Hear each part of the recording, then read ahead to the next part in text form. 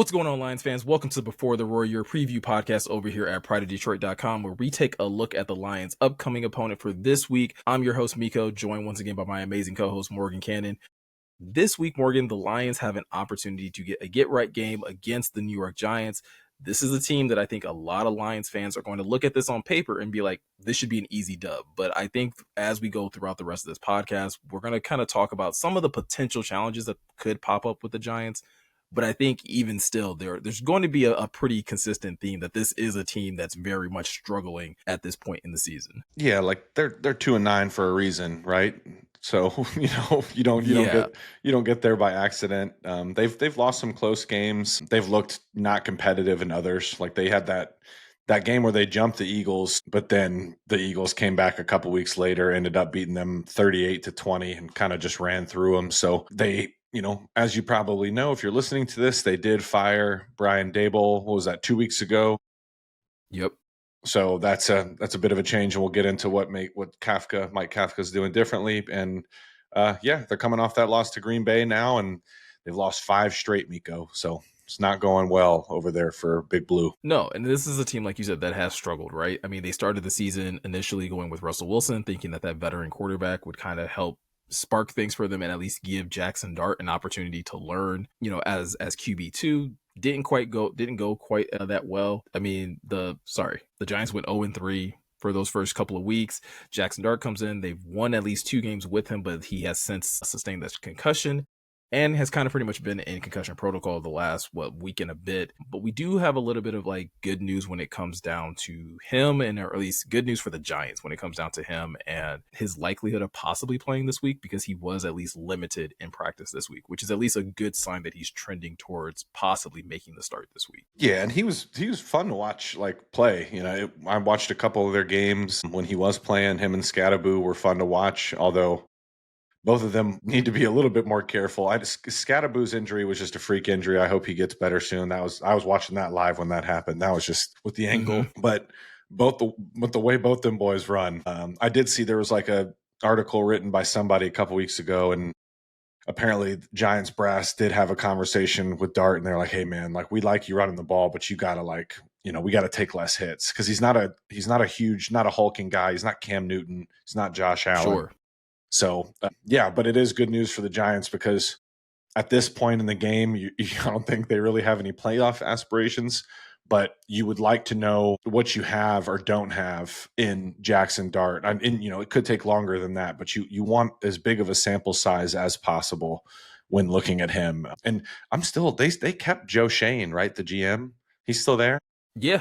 Yeah, which is kind of the thing that I think, Giants fans were kind of a little surprised by or a little confused by, is okay, you fire Daboll, but you keep the GM. That doesn't typically go well. So, I mean, I don't know. Maybe they're just trying to buy their time with that situation. But it is a good opportunity for this team and this organization to kind of get an idea of, do you truly have your franchise quarterback of the future? Obviously, with Mike Kafka taking over the reins as the interim head coach, it also gives you an idea of, do you have a head coach possibly, in the building, or do you have to actually conduct a head coaching search after the season? Obviously, the Giants, suffered another loss, under his first job or his first attempt at being the head coach, but it still was a pretty competitive game. And I think that's the thing, Morgan, that for me, I still try to keep in mind, even when a team is as bad as the Giants are, you always want to keep in mind, okay, but how are they actually playing on any given Sunday? And you kind of mentioned it earlier, this is a team that is very competitive, and they looked that way last week, en route to almost beating the Green Bay Packers, in losing that game, I think 27-20. Yeah, they took the Packers to the wire. That was a close game. They had Jameis Winston playing, and that's who would be playing, assumingly, if Dart can't go. But I do think we're trending towards, for all the reasons we just talked about, just because I do think they want to get more of a look at him. And I think your point about Kafka is a great one, Meko, because he's got a little Dan Campbell to him, former player. I don't think off the top he had as long as a pro career as Dan did, but he was the QB coach in Kansas City for 4 years. 2 of those, he was the pass game coordinator. So nice little Andy Reid pedigree right there. Yep. And then in 2022, went to New York to be the Giants OC. And in 2024, he's promoted to assistant head coach And he's only 38 years old, so he's a full 11 years younger than Dan Campbell is. So definitely someone to keep your eye on, because you got to think he has a pretty good grasp of how to make an offense work in the NFL, right, Miko? Yeah, and at the very least, it's experience, right? It's the same type of experience that Dan got back when he was in Miami. It's an opportunity for you to at least kind of get your name out there, be able to show that you have the chops to be able to coach an NFL roster. And once again, like I said, like maybe that's enough to convince this Giants brass, like, hey, maybe we don't need to go outside of the building to bring in somebody to coach these guys. Maybe we can keep a familiar face, a familiar voice that this team knows and respects, especially if the players do respect him, and that can be the thing that helps get them on the right track. But obviously, how well the Giants do as an organization is not the concern of the Lions and Lions fans. At this point in time, you're hoping that they can just get right, that they can use this as a springboard to getting back in the win column and really getting both the offense, mainly the offense, really like back on track, which we're going to talk about later in the podcast. But before we get to that, Morgan, we got to talk about this injury report, because this is something that we do every week on the podcast, and I'm kind of becoming concerned that fans are becoming a little too reactionary to the injury report simply because of the number of names. Not even like the names that are on it, just like, hey, there's this many players on the injury report, and people want to panic. Yeah, and like I get it, because it can be a bit jarring when you look, you open your phone or whatever and you see that first practice report of the week. But it's Wednesday, guys, and it's week. We're going into week 12 of the season, so everyone has to be listed. And I do think some people, not everyone, but like I do think some people were still learning about like how an injury report functions. Like you have to report everything. And today, for Mm-hmm. instance, like it's Wednesday, we're recording this Wednesday evening. Like they had a walkthrough, and so Dan Campbell during his media availability was asked about Brian Branch with his BB was listed with a toe, and they estimated that he wouldn't have practiced today had they have practiced, but they did a walkthrough. Mm-hmm. And Dan was essentially like, no, I'm not really worried about Branch. And he said it was a walkthrough today. So really those are just estimations, but you have to list everything. They're not doing it for Yeah. what's in giggles. They have to, because if you don't, there are steep penalties in the NFL for not accurately reporting on injuries, right, Miko? Like you can get a lot of trouble. Yeah, again, even in a situation where it's a walkthrough, if someone is not participating, like you have to list why they're not participating. Like a prime example, if you have or have not taken a look at the Lions injury report, Khalif Raymond is on here for cramps. Like that's why Khalif is on the injury report, and he was still a full participant. It's simply the fact that I think he might have left like the last game, or he may even have left practice with cramping. And guess what? They have to list it so that they don't get in trouble. All in all, the Lions injury report, if you haven't seen the notification, they have 17 players on it. Morgan, you and I kind of went through it before we jumped on here to start recording. I'm going to make this real simple for everybody. Yes, there are 17 names on there. 4 of those guys were full participants. And like Morgan just said, they have to list that. Whether it's a improvement of status from their last injury report, or just the simple fact, in a sense, like Khalif Raymond, if he cramped in practice, but like it caused him to maybe miss a series or two, they're going to list it. That's 4 players that were full participants. You have another 9 guys, Morgan, that have been on the injury report for a number of weeks at this point. Like we're talking about Taylor Decker, Panay Sewell, Marcus Davenport, DJ Reed. These are guys that have been on the injury report. So these are not new injuries. These are just like, hey, these are the same things that the Lions are either giving them extra maintenance days or continuing to just kind of see how they're trending towards possibly playing, specifically talking about Reed and Davenport. So that really only leaves you with like 4 or 5 guys that are new to this injury report, and I don't know if any of those 4 or 5 guys, to me, really scream like panic mode at this point. No, some of them, you have like like players like Kirby, like you said on there, Miko, and Davenport coming back. Like some of these guys are in their 21 days still, which that's Mm-hmm. fine. That's just, but they have to be listed on there. But like Malcolm was for a couple weeks, and now he's a full participant. Looks like he's going to go. So it's just Frazier's a full participant. I want to say a couple things here. So this week, this looks better to me than last week. There's, Yeah. like it does to me because you're getting guys like Frazier, like DJ Reed being a limited practice on Wednesday. That perks me up because that's maybe the most important player that we've been waiting to come back for a while now. Because make no mistake, he's the best corner on the Lions roster, folks. Point blank, period. And I also want to dispel this thing because I see it sometimes. And if you want to skip through these next 20 seconds, go ahead. But the people who think, like, yes, the Lions practice hard in training camp. They go hard in training camp, but so do other Hmm. teams. You talk about Andy Reid, how he runs training camp. It's the Chiefs Chiefs talk about it. It's tough, but they like today was a walkthrough. Like they're not going, very, very, very rarely is there live tackling during the season. They're not going extra hard, in practice. And that's like sometimes soft tissue stuff just pops up. Like Tesla popped on there with an oblique that, Hmm. I don't think they were doing, you know what I mean? Like that's, you just twist the wrong way and you're on there so I just wanted to kind of calm people down a little bit in that regard. Have the Lions not had great injury luck for 2 years in a row now? Sure. This is not even as bad as last year though. That's what I want to get across. Go ahead, Miko. You know what I'm saying? No, I was gonna say. So basically, what you're saying is like the Lions aren't running Oklahoma drills in practice Yes. in Yeah, in bro. week 12 of the season. I see that sometimes from like just I don't and I'm not saying everybody like some people are probably listening to this like Morgan, I know that and I apologize to you, my friend. But for the Yeah. people like I'm sure y'all see it too if you're listening to this. So spread the good word. Like Dan Campbell's not a lunatic. We're not like that's the thing. They're not, like Miko just said, they're not doing Oklahoma's. It's all spelled out in the CBA too, folks. I had to get on my soapbox a little bit here because there's like there's only certain you can only have so many padded practices in an entire year. Like if the Yeah. CBA mandates all of this stuff, and they can only be so long. It's all regulated to the minute.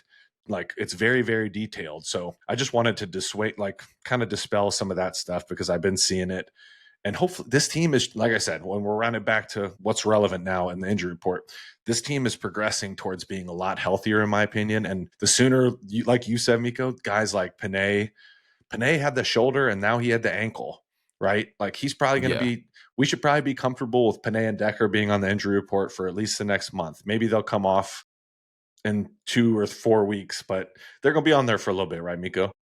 Yeah. I would say the same thing about Graham. Probably the same thing with Ratledge. Like they're probably going. These are probably things that are going to be nagging for a certain amount of time, and the Lions are going to manage that by how much they allow them to participate in practices. And that's again why you will see them on the injury report probably for a number of weeks, probably through the rest of the season. Jumping over to the Giants injury report, I think a couple names to kind of keep an eye on if you're a Lions fan.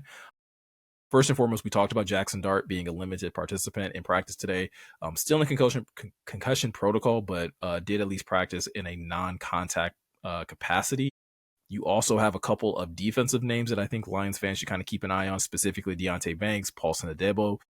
Both of those two guys are two of their starting corners. You also have Kayvon Thibodeau that did not practice today. Deontay Banks at least did practice with a hip injury, but in a limited capacity. And then jumping back over to the offensive side, Darius Slayton, probably their best wide receiver, definitely their longest tenured wide receiver over at the Giants, but also did not practice today with a hamstring injury. Once again, this is Wednesday, so it's something to kind of keep an eye on the rest of the week. I believe Kayvon Thibodeau has played every game so far this season, so again, this could potentially just could be a maintenance day for him. Doesn't necessarily mean that he won't practice or play come Sunday. Yeah. And it's all about those mental reps sometimes for these guys during the week. Like, yeah, sometimes you need a little bit of like a higher intensity session for like an install or like to work something against a live defense. Cause that's, you guys Mm-hmm. know that it's just, that's a little bit different than just talking about it in a meeting room or going through a walkthrough. So yeah, I love that. I love that we got into this a little bit just because listen, I'm sorry if we bored you, if you know all this, apologies. No, I think it's important. I think it's important to touch on though, because not even necessarily to like insult our audience's attention, right? Yeah. But like I know even as a fan myself that has multiple like sports apps and get notifications, like I will get a notification from like the NFL app that's like Lions have 17 players on their injury report, and it's like, well, now I gotta rush to my phone and see who the hell's on the report and what's the injury and like how bad is it, and then you start to go through it, and it's like, wait a minute, okay, these guys have been on here. These guys were full participants. It's honestly not as bad as it's made out to be. But again, people see only the alerts and that causes a reaction. So at the end of the day, like you said, the team is getting healthier. And I think they're getting healthy at just the right time because this is where these games are really going to start to matter. Obviously, they're coming off of a loss against the Eagles.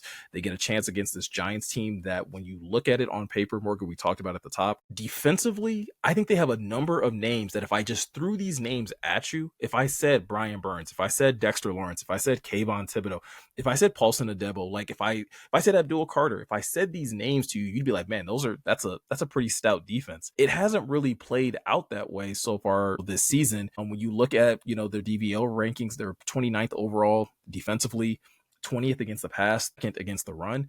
This is a unit that, despite the collection of talent and the names that are on this defense, haven't really been able to put it together. No, and I'm sure it's frustrating because there is that front seven. Like I remember early before the season, I looked at that and I was like, dang, like the Giants roster's not that good, but this defense could carry them a little bit Mm-hmm. just because the things they could do with only rushing four people on obvious passing downs. Like as we know, that's a cheat code on the defensive side of the football. So yeah, they run that 3-4. And it'll be interesting to see how they approach the Lions, because if the Lions are going to try to run the ball, and I could see them getting into some of their six offensive lineman stuff and going heavy, because the Giants are having a tough time setting edges, man, like you talked about. And yeah, it's like even Dexter Lawrence, who's typically amazing against the run and just a dominant player in general, is having kind of a down year. So I feel like they're getting a little bit of a domino effect just from the whole performance of the team, right? Like probably tough to play with that offense too without Dart. Yeah, I was gonna say this is a Giants team that I remember a couple years ago. I think it was Dan's first or second year as Lions head coach when they played the Giants, and it was a pretty tough defensive battle in that game. Like I think the Lions had to get a couple turnovers, had to get like a couple like really big special teams plays to even get in position to score to eventually kind of break that game open. But defensively, like it was pretty back and forth, and it doesn't feel like that's the case now. And I would say that this defensive unit for the Giants is more talented. I believe that was 2022 than that 2022 team. So it's really interesting to see that they are struggling. And it probably is, to your point, a byproduct of just the internal struggles that this team is having. Obviously, losing a head coach, maybe not everyone being on the same page or necessarily being bought into the same vision. And that's playing out on the field. The only one that seems to be escaping that is Brian Burns, because he is having a fantastic season with 13 sacks on the year, and he seems to be the number one player that at least I'm concerned about when it comes down to potential matchups between him and Taylor Decker, as well as Penei Sewell, because Brian Burns does play both sides of the line pretty evenly, which I think is pretty rare in the NFL. Like I think you still find guys that prefer to be on one side of the line. Yeah, Brian Burns is just one of those rare athletes, man. Like when he does that, his Spider-Man celebrations after sacks, I'm like, yeah, you kind of could be Spider-Man. Like you really could. Mm-hmm. Like how he gets really low. He's super flexible, super bendy athlete. If you're not familiar with him, yeah, he's a problem. So I'm sure that's going to be circled and bolded for Hank Fraley all week in the offensive line room and like in the install with John Morton and them, just because you don't want to let him ruin a game. Abdul Carter is their rookie, their fourth. Well, he was the fourth overall pick. He's had an up and down season. He is leading all rookies in quick pressures, which is pressure in under 2.5 seconds. But he did miss last week because he slept through a walk. He slept through an alarm. I guess he was sleeping in the facility, and they had a walkthrough. But he was sleeping. He slept through it. So pretty crazy. So I was gonna say, I don't know what it is with NFL players last week between him, Keon Coleman missed a practice or a walkthrough or something. Like Pickens. someone needs to get these young guys together and be like, hey, like you're in the league now. Like these things matter. That's where these, like, sometimes I think some fans will be like, why is such and such still on the roster? Like when the Lions were really bad and they still had Michael Brockers on the roster, just Yeah. because you needed a vet, man. Like you can't have all 22-year-olds, because this is some of the stuff you Yeah, get, this man. right. This is what happens when like someone's not kicking Abdul Carter's seat to like, hey bro, you need to stay awake. Yeah, get up, like get to stuff on time. Like we're pros. Like this is how we handle our stuff. So yeah, and I I think that'll get cleaned up in New York. But yeah, I'd love to see the O line bounce back, man. This is a talented front, so it'll be another good test. And if they can keep Jared clean and they can reset that line of scrimmage and get Jahmyr Gibbs and David Montgomery rolling, I think people will feel a lot better heading. We're not going to look past it, but heading into the rest of the 6 games on the season, just because, don't get me wrong, we talked about it on the main podcast, but there are obviously issues with Mm-hmm. protection and running the football, but I do think they're fixable. It's all fixable. So yeah, that's where I'm at with it. Yeah. So besides Burns, do you have any other, you know, anything bothering you? I mean, I think you still have to worry about Dexter Lawrence. I know you were saying that he's kind of had like a down season so far, but I mean, we've seen this interior offensive line struggle with talented interior defensive linemen, and Dexter Lawrence is still one of the best interior defensive linemen, especially when it comes down to stuffing the run. So how the Lions choose to attack him is going to be interesting. I think because they do run that 3-4 system, that you probably will be able to get away with a few more duo concepts and being able to, have Graham and Ratledge or Graham and Coyote possibly like double team and get some movement there. But again, you have to be very mindful of these outside linebackers, whether it's Thibodeau, whether it's Burns, whether it's Abdul Carter, like those guys being quick and agile enough to be able to fill gaps. But I feel like if the offensive line can get hands on bodies, like this is a group that you can probably move out of the way. And to your point earlier, this should be a pretty big game for Ja and Monty both to be able to kind of get some running room and hopefully keep the Lions offense out of like those third and long situations where the Giants can really unleash their pass rushers. Yeah, and that's what Burns wants, man, where he can line up super wide and take that aggressive angle to the quarterback because you don't have to worry about, being gap disciplined and staying in your rush lanes. So yeah, I want to stick out of that too, man, because they'd like to stick in there. This will be interesting. They have that 3-4 base defense. However, I think that they have a tough time defending the run against that. So their down defensive ends are Darius Alexander, and you guys probably remember him from the pre-draft process, the from Toledo, right? Yep. Yeah, and he's having a tough time. Like he's flashed against the pass a little bit, like with some pass rushing moves, but against the run, he is having a tough time when you turn on the tape. The other one is Roy Robertson Harris, and so when they're in that, as those are their down defensive ends, it's Burns and Abdul Carter as the outside linebackers. So it's just not really. They're having a really tough time. So I do think if the Lions are going to go with some of their heavier stuff, 2 tight ends, or even like we talked about the 6 offensive linemen, I think that could be something where they use that to, like, similar to how they were attacking Washington and Tampa, where they were Yeah. just moving those guys off the ball and there were rushing lanes everywhere for Jahmyr and David. That's what I want to see against New York. And if we see that early, I'll feel pretty good about how the afternoon's going to unfold. Yeah, and I think this could also be, I mean, outside of just the run game, this could be a really good bounce back game for Jared Goff as well. We talked about how both, Deontay Banks, Paulson Adebo, both are on the injury report, right? Adebo didn't practice at all today. Banks was kind of limited with a hip injury. They also have Javon Holland, former safety for the Miami Dolphins, now in New York as well. So there are some pieces in that secondary that Jared has to be mindful of. But considering how much he struggled last week, like this wouldn't surprise me at all if him and Dan also try to use this as a get right game for themselves as well, whether it's some deep shots down the field or kind of just like picking them apart in the middle of the field, whether it's with St. Brown, who I know would also love to have a good bounce back game as well. So I take it you're not too worried about the St. Brown Goff connection. No, I mean 12, you listen, you give Amon Ra 12 targets in most games, and I'm pretty sure he's coming down with like 10, if not all 12, right? Like, I think this is going to be one of those situations where they've heard the chatter, and the Lions have never shied away from like kind of flexing that muscle a bit when like, yeah, we've heard X, Y, and Z. So now we're going to go out here and disprove it. But I think, like we talked about, the most important thing is that they just play consistently. And I think that more so starts up front because that will allow the rest of the players that are, the skill players in Jared Goff to get into the rhythm that they need to. Yeah, I'm right there with you, man. Get back to, get all those running concepts going that we were seeing, before the Eagles game too, because the Eagles disrupted so much. Like they couldn't really get into some of their more sophisticated stuff like whams and counters and traps. So I'd like to see more of that because that's where you can spring Jahmyr to that second level quick. And those are the ones he turns into 70-yard tugs. So I want to see some of that, man. It'd be nice to have like a little 40 piece, just get you feeling good going into the holiday season. That's what I want. No, that's a great point. And I think that's exactly what we can expect from the offense, but we also need to see a continued like high level of performance from the defense as well. So that's what we're going to talk about right after this break is what can Kelvin Shepard and this defense do to take advantage of this Giants offense, whether it has Jackson Dart or Jameis Winston back there throwing the rock. And we're also going to talk about our X factors as well as give our score predictions. So we're going to talk about that and a whole lot more right after this. And welcome back to Before the Roar, your preview podcast over here at prideofdetroit.com.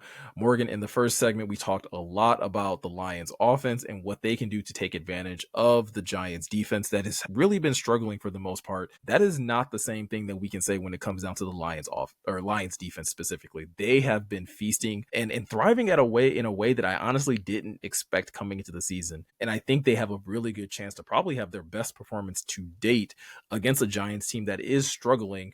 But I think it really is going to come down to which quarterback is potentially back there slinging the rock and is exactly going to determine how the Lions choose to attack this offense. Yeah, like they've been up and down depending on who's been back there. I mean, they took the Packers to the wire, and that was with Jameis Winston. Jameis is, more than just a meme. Like that man's had he's going to continue to have a nice long career because he is a very competent backup quarterback at this point in his career. So that's kind of the fail safe. But Dart did practice, like we talked about at the top. So I think the Lions will definitely go into this week, being ready to deal with his kind of athleticism. On the year, their DVO rankings, they're 17th overall, first passing, 16th rushing. Tyrone Tracy and Dart are a potent combination. But again, this is where we talked about how well the defense is playing. The Lions there's a reason the Lions have been doing better, knock on wood, don't worry, I got y'all, against running quarterbacks. And I do think it has to do with some of the personnel that they just have available. Like they didn't have Derek Barnes for the majority of 2024. And when some people were confused, like, oh, why did they pay him? I'm like, because he's a chess piece, man. This is why these are the games, because you can keep Jack Campbell, Alex Anzalone, and Derek Barnes on the field at the same time, along with a 3 or 4 man front, depending on what you want to do on your defensive line. And it makes it easier to play that style of defense where they condense the pocket and they crush the can on the quarterback, because that's what you want to do against a quarterback like Dart, right, Miko? Because he is so athletic, he breaks tackles. He probably needs to be a little bit more safe with how he runs the football. Yeah. And if Giants fans are watching this, man, the Lions got some hard hitters, and I have 2 in my mind, Miko. We'll do it live because we didn't talk about this before. Who do you think the 2 hardest hitters on the Lions defense are? I got my 2 in my head. Well, it's easily Brian Branch. And I've seen, you know what? I don't know if this is the same one you would say, but Jack be thumping people. I thought you exactly, and that's how I know you're my dog. Because yeah, it's BB and Jack, bro. Them boys both get to the ball carrier with hate in their heart. So Giants fans, if you're watching this, look out for 46 and 32, because both them boys are heat-seeking missiles. So I do hope, I want to see Dart play. I think he's fun to watch. I hope he doesn't go off against the Lions, because I'd rather not have this be a stressful game. But yeah, something to watch, right, Miko? And what do you think about the linebackers just being kind of tailor-made to stop some of these quarterbacks in this era? Yeah, I think it allows the Lions to have the type of flexibility that you were just talking about, in the sense that, like, where we see a lot of teams moving more so to nickel because they want to have that extra cover corner out there. The Lions have such a varied skill set amongst their linebackers that they can still have that type of flexibility even with 3 of them out there, right? Like they have so much confidence in Alex Anzalone to go out there and cover tight ends and cover running backs if that's what they need to do, so they can keep him on the field to that. They have so much confidence in Derek Barnes to be able to play on the edge and get after the quarterback, or to be able to be stout in run coverage as well. And then you have Jack that has really grown and matured this season in terms of taking ownership of this defense and really, and again, no pun intended, but really becoming a jack of all trades and being able to do a number of things in this defense, whether it's rushing the passer, whether it's spying, whether it's, doing a little bit coverage here or there. And he's always been really good against the run. So I think that's what's allowed the Lions, even when they've had some injuries to their secondary and things like that, like they're still very comfortable having 3 linebackers out there. Yeah, and I think this will be a week we can expect to see a healthy amount of five-man fronts. And the Hmm. if you're like, what is he talking about? The easy way to think about it is probably four defensive linemen with their hands in the dirt, right, in a 3-point stance, and then maybe Derek Barnes at that, the Sam that people are always talking about, that strong side backer, right? And that just it's just a more difficult front to run against because they do have some success with Tracy, with Jackson Dart, and I love having Barnes because he can set an edge and he's an athlete. Like when you're trying to corral a quarterback like Lamar Jackson or Dart or whoever it is, Mahomes, he's an asset there. You talked about Anzalone. He had a picture perfect rep against. There weren't many highlights against Philly, but he had that rep down the field against Goddard, bro. That was beautiful. And I love that you brought up Jack because Jack is cementing. I have a film study dropping this week to try to pet people up, but it's just about Jack Campbell being a dog, right? Yeah. No, and I agree. And I think when you even when you start to zoom out or start to look at the other back half of this defense that has been missing pieces, has been missing DJ Reed, has been missing Terrion Arnold, they have still found ways of being hella competitive in the secondary, right? Meek and Rock have been so solid. And we saw it last week against Philadelphia and against again two probably one of the better wide receiver tandems in the NFL, where they made a lot of Jalen Hurts they made Jalen Hurts work for any completion that he got. I look at this Giants team who doesn't have that caliber of talent at the wide receiver position. And this is another area where I think if you're Rockison, if you're Meek Robertson, like this is another opportunity for you once again to kind of flex on the nation and show just how dominant you can be in the back half of this Lions defense. Yep. Yeah, you get Reed back too. Man, because they're like you said, Miko, their skill guys just are not on the same caliber of Phillies, or to put it lightly. And to be frank, neither is their offensive line. So Jameis Winston faced pressure on 48.4% of his dropbacks last week in Week 11. The Packers defense pressured at their fastest mark of the season at 2.42 seconds. So if you're counting at home, that's quick pressure, right? As Mm-hmm. statistics define it. So they were getting quick pressure. That was their average. That's crazy. So their offensive line struggling. And as we know, there's always that marriage between coverage and rush. So it could Mm-hmm. be a nice game for the Lions to apply some pressure and maybe force whether it is Dart or Jameis into a bad decision or two, like you said, Miko. Yeah, and I said it at the top of the segment. Like I'm curious to see how Kelvin Shepard chooses to like attack these quarterbacks, right? Whether he chooses to use a lot of pressure against Jackson Dart, or does he choose to respect the fact that like, hey, he's athletic. Let's just try to keep him in the pocket. That could result into what we've seen the Lions do in a lot of situations where you don't see as many pressures. You don't see, Aiden Hutchinson maybe come away with 2 or 3 sacks, but they're able to just limit what the Giants offense is able to do simply by just like, hey, we're just going to make you as one dimensional as we possibly can. Yeah, and especially if it is Dart, we're going to kind of assume it is just on. It looks like they are going to have him up, like we talked about. He's just not working. Their skill guys include Isaiah Hodgins, Wandale Robinson, and Jalen Hyatt. It's just not the scariest trio of receivers there. No, I mean, and this would be a completely different conversation if Malik Neighbors is healthy, 100. right? Like this Yeah. is a different conversation.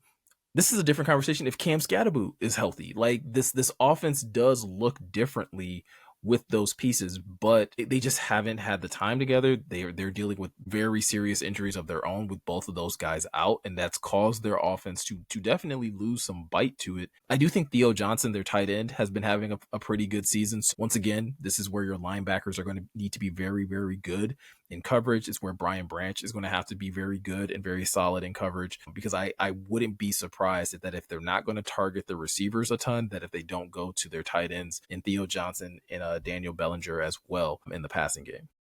Yeah, I'm glad you brought that up. If they do go 12 personnel to try to help out that offensive line, because it's going to be tough, man. I'm going to be a pretty loud atmosphere. I know it's a 1 o'clock game, but the fans want a dub also. So they're probably going to be Yeah. pretty turnt.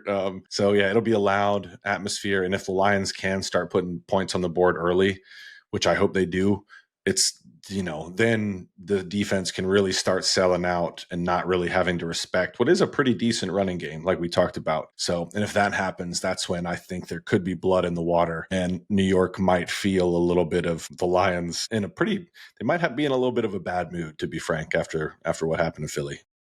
I was gonna say, like, that's almost the other thought of this going into the game as well. Like, outside of like the X's and O's thing, like we know Dan Campbell teams bounce back probably better than any other team in the league when it comes down to underperforming a week prior and wanting to get back on track and be able to play their best football. So it's very possible that we see that as well, not just on the offensive side, but on the defensive side as well. Um, yeah, with that said, how about we transition over to X Factors? Who do you got as your X Factors on both the offensive and defensive side for this week? Man, I'm gonna go chalky one time this week, and I'm gonna go with the pillars of the franchise. Panay on offense. I'm gonna go Panay first. So I've gotten through the film, man. I know Panay's dealing with a couple injuries, but it Hmm. was a rough afternoon. I know we talked about. I'm sure you guys have seen the rep where he kind of oversets and Jalen Phillips beats him clean, and it causes Jared to misfire on that 4th and goal where the Lions could have had a touchdown. So I'm sure that's eating at a competitor like Sewell, who his own bar is so high, Hmm. that's not going to sit right with him. So I do think this is a game where the Lions running game should bounce back. And I think that's going to be a lot of it just, behind number 58. And then defensively, I'm going to go with another pillar, man, Aiden Hutchinson, because he did not have his best game against Philadelphia, defending the run for sure on a couple instances. Had a couple nice plays, but there was some where he stepped down a little bit too far and allowed things, easy running lanes for Saquon, or allowed him to get to the edge where he can show off that speed. So I'm going to go with the pillars, man. Pretty chalky answer, but that's where I'm going to go. No, I'm with it though. I think especially when you talk about Aiden Hutchinson, I think he's had a quiet couple of weeks. I know he had a half sack that him and Roy Lopez shared last week and everything like that. But for the most part, again, based on the standard that Aiden Hutchinson has kind of set for himself, it's been a quiet couple of weeks. And I'm right there with you with it when it comes to Panay. Panay definitely holds himself to a higher standard in terms of his play and his performance. And so it would not surprise me at all that he's going to be very much locked in when it comes down to matching up against whether it's Kayvon Thibodeau, somebody that he played at Oregon with, or if it's Brian Burns, again, one of the top sack producers in the NFL this season. For me, I'm going to go with the other tackle, though, on the Lions offensive line with Taylor Decker. It's no surprise that Taylor Decker has kind of like struggled when it comes down to speed pass rushers, and that's exactly what you're going to get when you're talking about Brian Burns. He definitely has a very deep pass rushing bag, but he is uber athletic, and you're talking about a lot of bend, a lot of speed, and so I think it's going to be very important that Taylor Decker has one of his better games of the season and is able to keep Burns in front of him. We talked about it when we were in the first segment when talking about the offense. I think the best thing to help Taylor Decker is to just stay out of 3rd and long. If you can keep these, if you can keep the running game going and able to be able to pick up a number of yards in the rushing attack, that will make his job a lot easier. So he doesn't have to worry about having to deal with 3rd and longs in situations like that. When it comes down to the defensive side, though, once again, this is another group that we talked about, but I am going to go with Brian or Derek Barnes. Wow, I was about to say Brian Branch. Derek Barnes on this one. I think DB has been having a great season, right? One of those guys who did get extended and has been really showing his value to the team. But I think this is one of those weeks where if you do end up getting Jackson Dart, a mobile quarterback, I think Derek Barnes is going to be a huge asset when it comes down to being able to keep him in the pocket, maybe pick up another sack or two, and really just make life hell for that, for that Giants offensive line. Yep. I'm right there with you, man. It'd be a game where they're already really not taking any of the linebackers off the field. So it could be a game where I see them doing that because I don't know. I don't see the Giants running a ton of 11 personnel just with their receivers current the way they are, like Yeah. I don't think that's a recipe for success. I think they're going to try to run the ball so they can get into some play action passes with Dart and some designed runs. Like they were really doing those. That's something to look out for. So if Dart is playing, like you said, Miko, that's another reason Derek Barnes needs to have a big game because they are going to, I guarantee you they'll incorporate some of those design runs because at this point, it's part of Dart's game. Yeah. 100%. All right, man. Let's get ready to wrap this up. Let's move over to score predictions for the week. Currently, the Lions are favored by 10.5 points, according to FanDuel. Oregon, for me, I would love to say that this is going to be one of those games where the Lions put up 40, 50 points, and may, they very well could, right? Like this is one of those defenses where if the Lions get things going early, if Dan Campbell is truly in his bag and is getting all of the right pieces incorporated, they could absolutely blow the doors off. But I'm going to keep it somewhat respectable.